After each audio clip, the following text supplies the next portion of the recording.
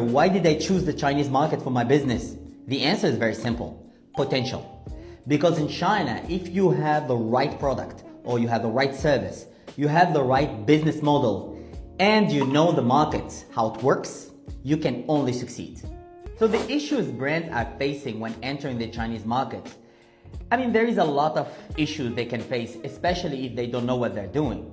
So the localization of the content is very important in order for them to connect with their target customers.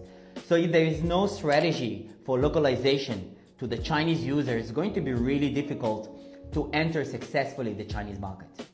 So to solve this problem, I only see two ways.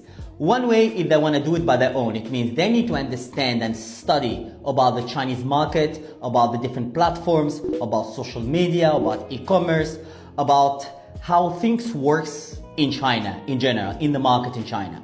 And then there is another way, is to hire a third party, and they are already working with many brands for a long time. So they know exactly what you need, and they know how to get you there. I think, and for me, that's the best way. Because in the beginning, to understand the Chinese market, it's really complicated thing. So using a third party is the best way to enter the Chinese market.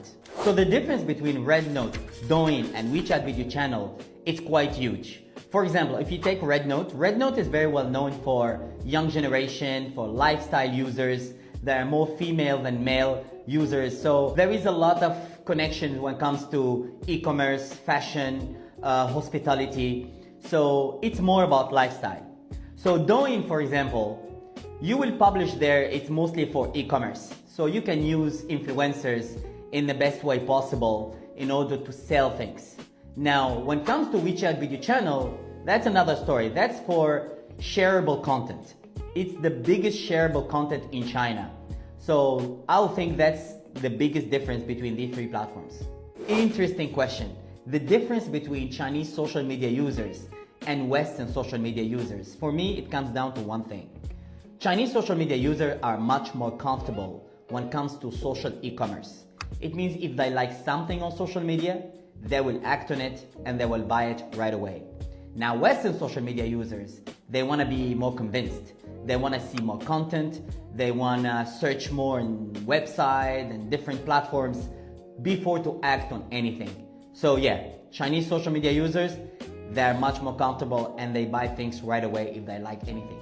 Wow, this one is a little bit hard to answer.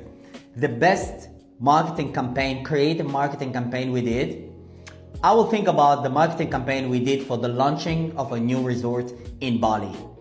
I think this one was huge because we brought 100 influencers from China to Bali for 3 days and we create 100 different type of videos.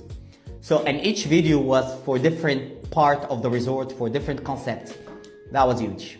So the most effective marketing strategy that you can use for the Chinese market, I would think about it in 3 different pillars. So the pillar number 1, it's more related to the content localization, to content creativity. And the pillar number 2, I will go with influencer, the choice of influencer and the implementation.